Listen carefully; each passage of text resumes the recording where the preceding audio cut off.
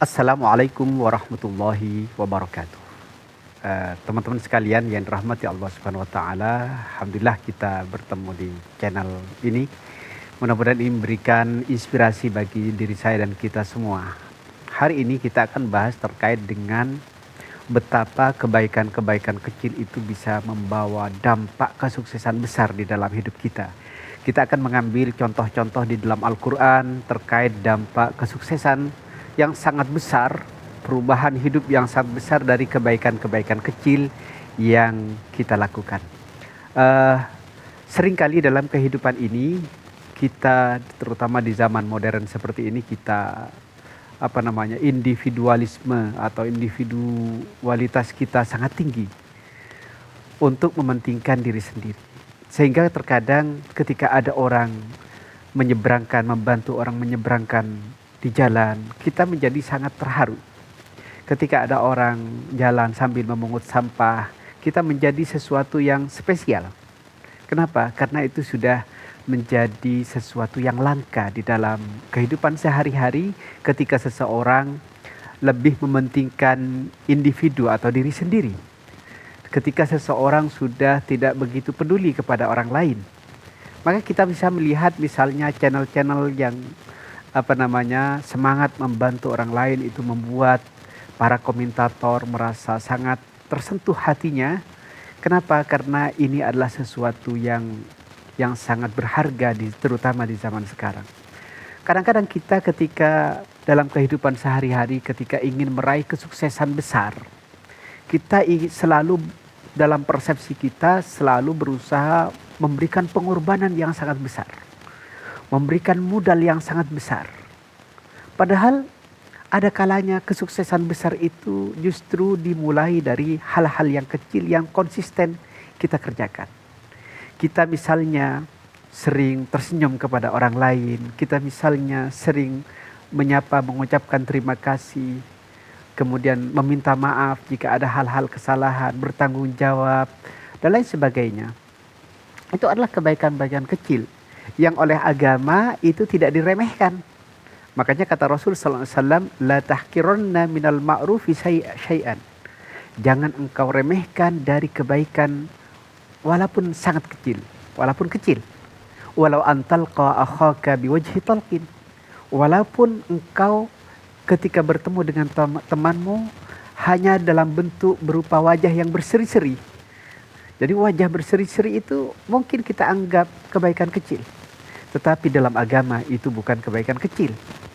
Dan kebaikan kecil ini dampaknya pasti akan memberikan perubahan yang besar. Kita tidak tahu senyum yang mana yang akan membawa kita kepada perubahan yang sangat besar. Mungkin sedekah kecil yang mana yang mungkin kita tidak tahu apakah nanti membawa dampak yang besar. Kita tidak tahu yang mana. Tapi yang pasti sebagai seorang muslim, jika ingin kita diberikan kesuksesan besar dan kemudahan oleh Allah Subhanahu wa taala, yang pasti semangat berbagi di dalam diri kita itu harus selalu muncul. Faman a'ta wattaqa wa saddaqa bil husna fasanuyassiruhu lil yusra. Barang siapa yang senantiasa berbagi, wattaqa, dan bertakwa kepada Allah, wa saddaqa bil husna, percaya al husna, kebaikan, balasan kebaikan yang diberikan oleh Allah, fasanuyassiruhu lil yusra, Allah akan memudahkan dia untuk mendapatkan jalan-jalan kemudahan. Jadi kalau kita ingin dimudahkan hidup kita adalah menebar banyak kebaikan. Kita tidak tahu kebaikan yang mana. Banyak contoh-contoh di dalam Al-Quran betapa kebaikan kecil itu dampaknya sangat besar. Kita sekali lagi untuk mendapatkan kesuksesan besar jangan selalu bermindset atau berpikir bahwa modalnya harus besar. Misalnya di dalam Al-Quran kisahnya Nabi Musa alaihissalam. Jadi Nabi Musa alaihissalam ini adalah seorang anak muda yang saat itu dalam kondisi pelarian dari Mesir menuju kota Madian, yaitu kotanya Nabi Syuaib alaihissalam. Maka kebaikan apa yang membawa dampak besar yang dilakukan oleh Nabi Musa alaihissalam? Ini ceritanya masyhur. Suatu hari ada seorang dua gadis yang membawa kambing, dan kambing ini untuk diberikan minuman di sebuah sumur, dan didapati di sumur itu laki-laki gagah dengan kambingnya memberikan minuman. Perempuan ini menunggu. Lalu dilihat oleh Nabi Musa, seorang anak muda yang berteduh di bawah pohon. Kemudian dia dekati dengan bertanya, ada apa? Mau apa? Lalu dijelaskan bahwa ingin meminumkan kambing, cuma di sana penuh dengan laki-laki yang gagah, sehingga dia tidak bisa menggeser atau menggeser laki-laki yang kuat tersebut. Akhirnya Nabi Musa membantunya. Dia tidak bersedekah dengan harta, dia bersedekah dengan kompetensi yang dia punya. Apa? Tenaga.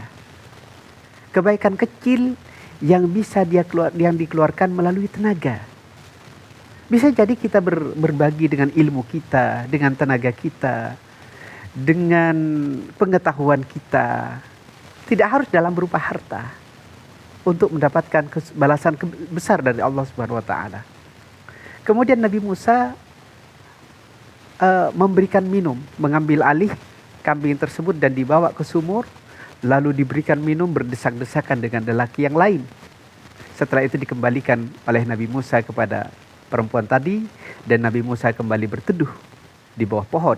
Ini sebelum menjadi nabi. Coba, apa dampaknya? Dampaknya adalah Nabi Musa dipanggil oleh Nabi Syuaib. Lalu dia dijadikan sebagai karyawannya. Setelah itu beliau dinikahkan dengan anaknya dengan mas kawin 8 kali 8 tahun samaniyah hijaj, ya, bertani bersama Nabi Syuaib. Itu kesuksesan besar, balasan besar. Dapat istri cantik tanpa modal, gitu ya. Malah disiapkan tempat tinggal, seluruh kebutuhannya ditanggung, asalkan dia mas kawinnya, karena dia tidak punya uang sama sekali. Mas kawinnya adalah dengan cara bekerja selama 8 tahun. Kita nggak tahu ada kebaikan yang dampaknya begitu dahsyat, yaitu kebaikan Nabi Musa alaihissalam hanya dengan inisiatif membantu meminumkan kambingnya. Banyak kejadian-kejadian yang di dalam Al-Quran mengisahkan betapa kebaikan kecil itu diberikan oleh Allah, dibalas oleh Allah Subhanahu wa taala dengan kesuksesan yang sangat besar. Contoh lain. Ada seorang yang berbagi pengetahuan tanpa harus sekedar berbagi saja.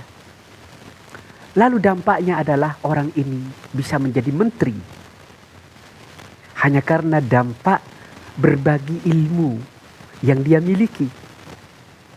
Siapa contohnya? Nabi Yusuf alaihissalam.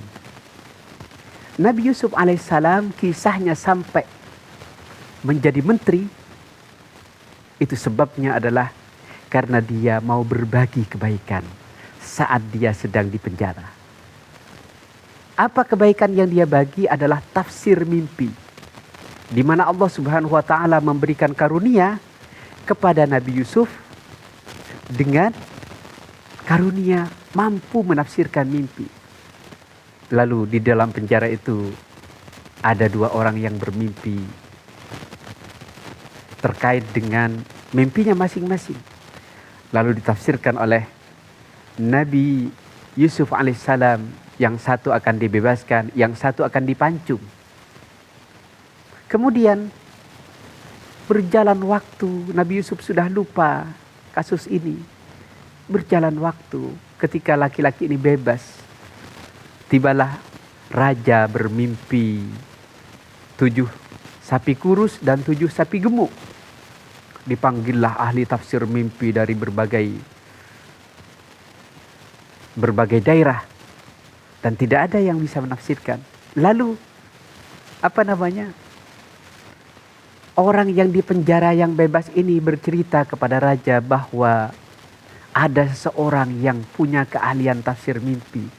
Dulu menafsirkan mimpi saya dan benar. Dan itu adalah Nabi Yusuf alaihissalam. Lalu dipanggillah Nabi Yusuf. Kemudian Nabi Yusuf menjelaskan mimpi raja bahwa akan ada pacaklik selama 7 musim. Kemudian nanti ada pacaklik surplus selama 7 musim dan pacaklik selama 7 musim. Kemudian tafsir mimpi ini diberikan solusinya juga.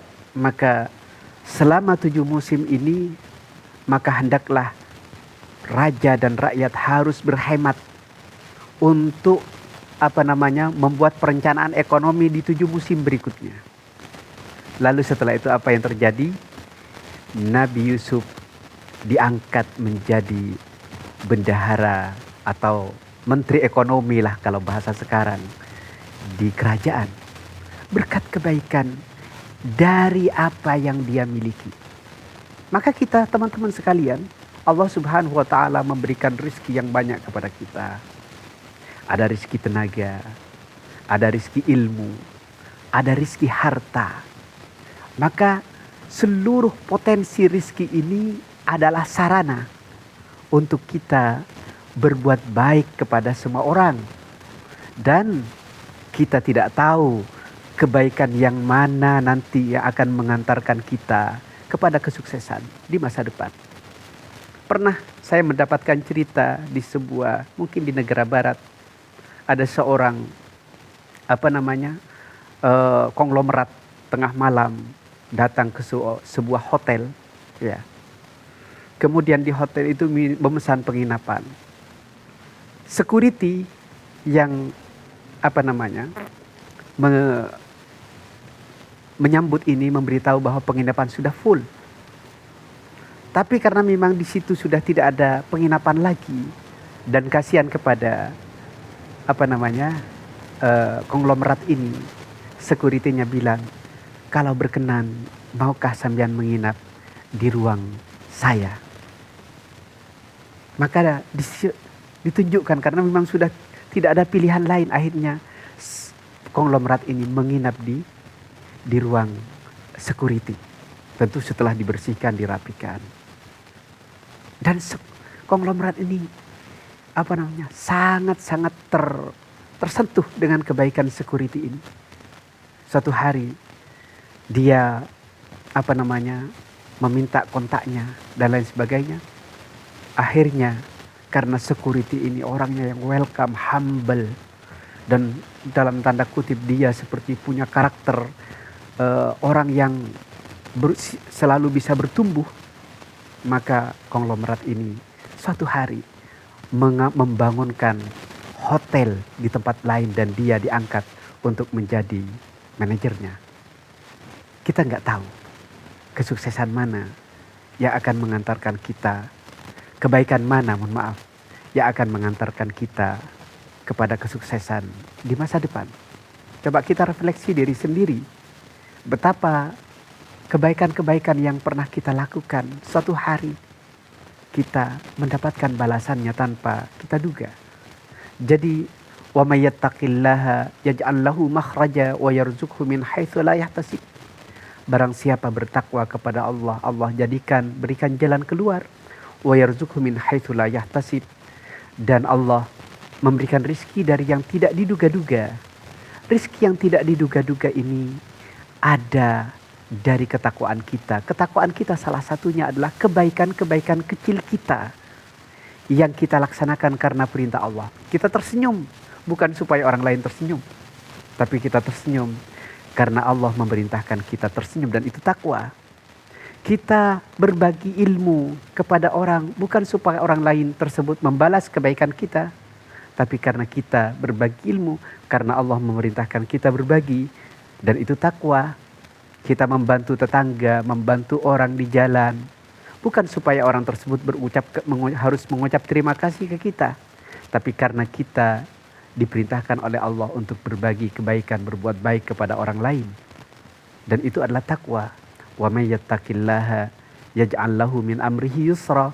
Barang siapa yang bertakwa kepada Allah, Allah jadikan segala urusannya menjadi sangat-sangat mudah. Demikian teman-teman, mudah-mudahan ini menjadi inspirasi bagi kita semua. Assalamualaikum warahmatullahi wabarakatuh.